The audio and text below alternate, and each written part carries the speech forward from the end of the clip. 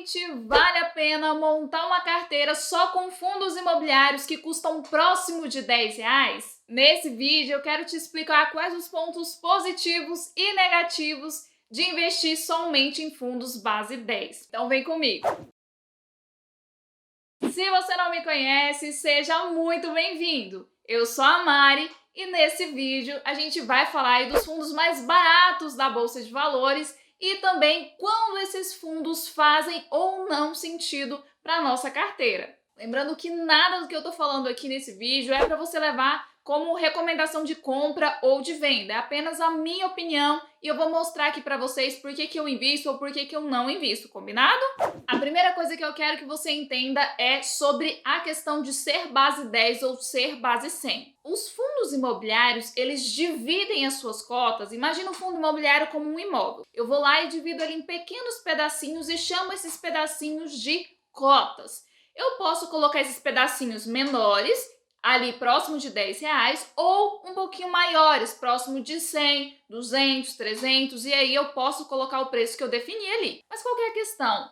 As pessoas, elas entendem base 10, que é aqueles fundos que custam próximo de R$ 10, como sendo os mais baratos. E não necessariamente significa que aquele fundo imobiliário realmente está barato. É só porque a divisão ali das cotas foi maior e por conta disso o preço ficou um pouco menor do que quando comparados com o base 100, ou base 200, ou base 1000, que hoje são poucos que tem aí. A base mais é 10 e R$ 100. Mas a primeira coisa que eu preciso que você entenda é justamente isso. Existe uma diferença entre bases das cotas ali serem próximo de 10 ou próximo de 100 e que isso não necessariamente significa que aquele fundo imobiliário está barato ou caro. Mas para a gente saber quais são os fundos imobiliários que custam ali por volta dos R$ 10, quais são esses fundos base 10, a gente pode fazer um filtro. Eu tô aqui dentro do site do Status Invest, tá? Fui aqui em busca avançada e vim para essa telinha aqui. Nessa telinha aqui eu posso separar por setores, por gestão, posso separar aqui por questão de dividend yield, por tamanho do patrimônio, mas eu simplesmente vim aqui em buscar. Só que aí, feito isso, apareceu a lista de todos os fundos imobiliários que tem. Vim aqui no preço, tá? E selecionei aqui do menor pro maior. Então você vai ver aqui que nas primeiras listas vai ter fundo imobiliário custando R$ 0. São fundos que não estão sendo negociados, tá? Lá na lista de número 7 vai começar a aparecer fundos imobiliários com algum valor aqui. Esse KNRE, por exemplo, custa 61 centavos. Mas se você olhar, ó, tem menos de 300 milhões de patrimônio, tem menos de 300 mil de liquidez diária, o dividend yield está 56% e quando a esmola é muito, o santo desconfia.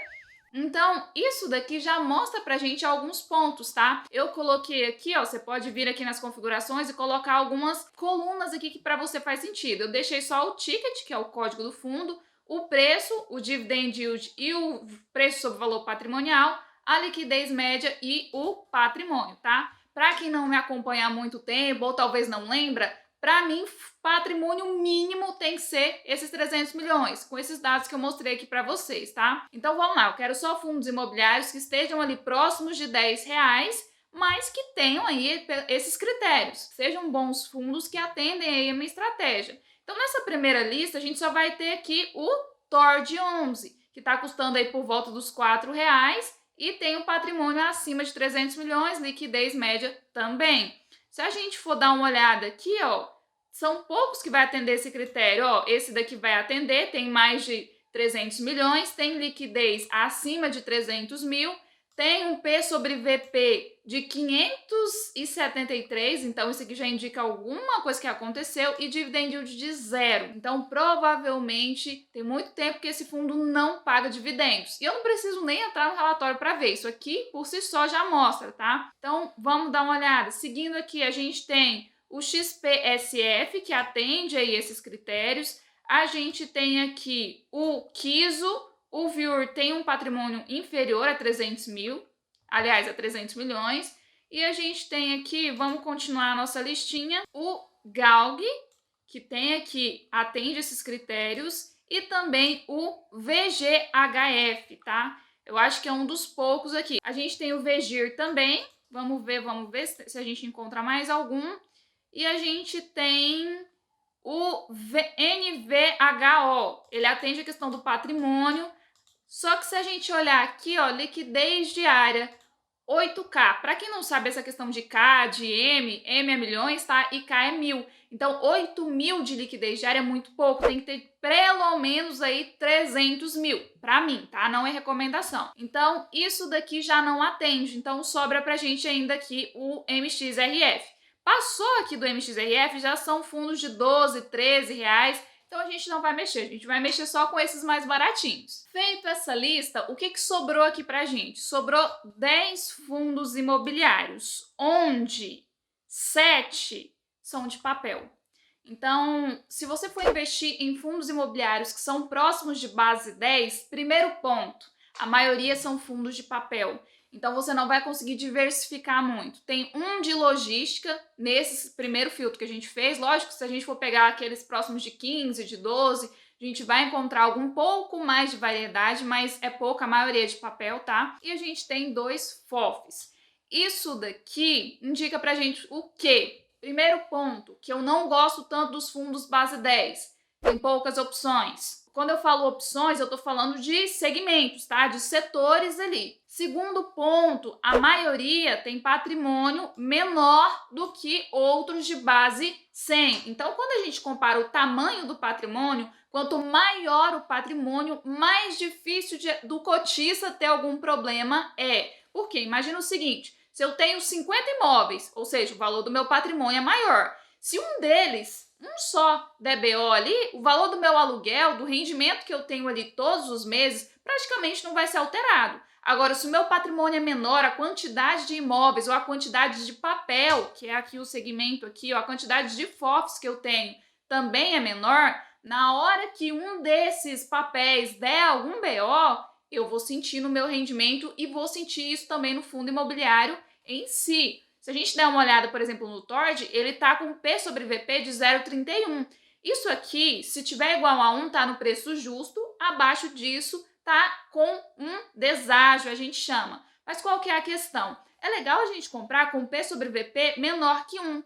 Porém, se esse valor patrimonial está muito abaixo, significa problema no fundo imobiliário. Se a gente der uma olhada aqui nesses dois, ó, problema, inclusive o VSLH11, ele está com vários problemas de inadimplência com os papéis, com os CRIs que ele tem. Então, a gente tem que abrir o relatório disso aqui e analisar profundamente. E tem gente que olha só para o preço ou só para o tamanhozinho do patrimônio, que é acima de 300 mil, que eu sempre falo, ou para liquidez aqui e fala, vou comprar. Abre o relatório, analisa primeiro. E mais, às vezes você acha que o fundo está próximo ali de 10 reais é barato. Se a gente olhar para o MXRF, que é um dos maiores aqui dessa lista, porque tem 2,6 bilhões de patrimônio, ele está com 6% aqui de ágio, ou seja, 6% acima do que ele realmente vale. E se a gente olhar para o retorno que ele está dando, ó, tem outras opções que está pagando mais. Então, você está comprando um fundo caro,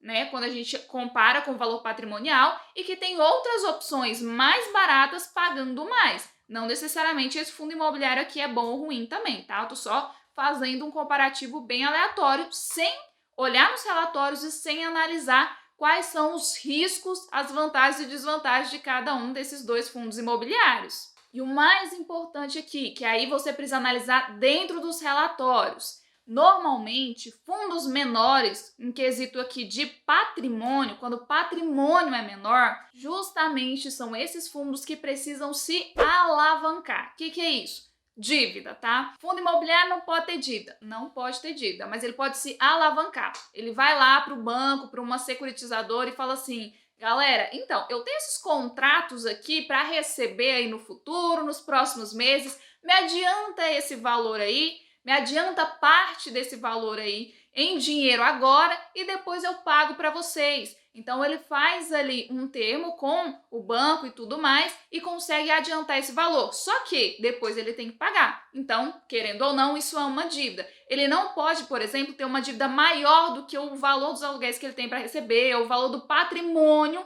do imóvel ali que ele tem. Mas ele pode ter essa alavancagem. E quanto menor é o patrimônio do fundo, maior a necessidade de alavancagem ou de fazer mais emissões aí, se o fundo quiser continuar crescendo. Então, fazer novas emissões ali tem todo um trabalho, tem todo um processo. Então, a partir de hoje, o objetivo desse vídeo, tá, é que a partir de hoje você olha para os fundos imobiliários que custam próximos de R$10 com outra visão e não apenas por preço que estão custando aí de R$10.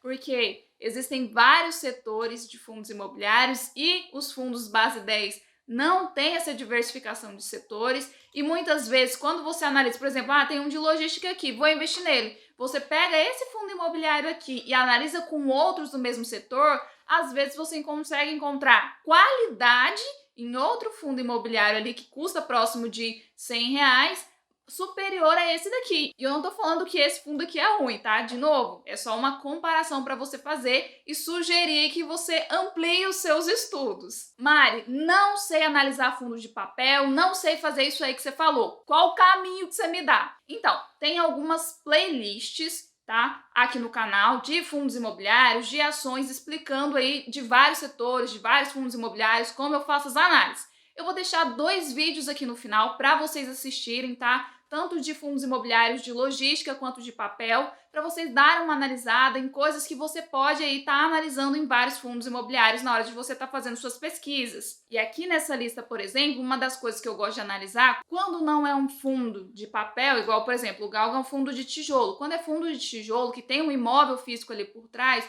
normalmente eu gosto de olhar a quantidade de imóveis e quantidade de inquilinos. E nesse primeiro filtro a gente nem avaliou isso daí. Então são pontos aí que também precisam ser analisados. Vou deixar esses vídeos para clarear a ideia de vocês. E me conta aqui nos comentários, você realmente acha que vale a pena ter fundos imobiliários somente que custam próximos de R$10?